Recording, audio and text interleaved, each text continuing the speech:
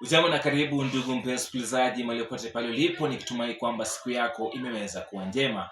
Na basi ni saa 10 saa ya Afrika Mashariki, ambapo tunakupokeza moja kwa moja kwenye baadhi ya muktasari ya habari tulizokuandalia sasa hivi. Mimi msomaji wako niite Boston Nyawara. Nami niite Milka Martha. Wizara ya Afya imeongeza juhudi za kupambana na magonjwa ya mlipuko katika baadhi ya maeneo ya nchi.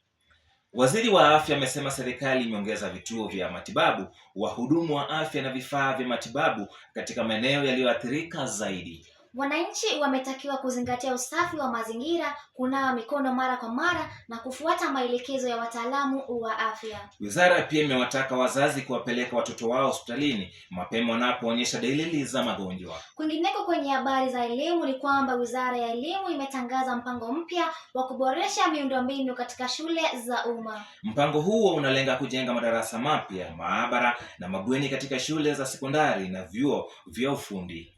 Waziri wa Elimu amesema serikali inalenga kuhakikisha wanafunzi wanapata mazingira bora ya kusomea na walimu wanafanya kazi katika mazingira salama. Wazazi wametakiwa kushirikiana na walimu ili kuboresha ufaulu na wanafunzi. Kwingineko kwenye habari za hali ya hewa ni kwamba Idara ya utabiri wa hali ya hewa imetoa onyo la mvua kubwa katika maeneo ya magharibi, bonde la Ufa na pwani. Wananchi katika maeneo hayo wametakiwa kuchukua tahadhari dhidi ya mafuriko na maporomoko ya ardhi. Serikali imewaagiza maafisa usalama na maafa kuwa tayari kutoa msaada pale itakapohitajika.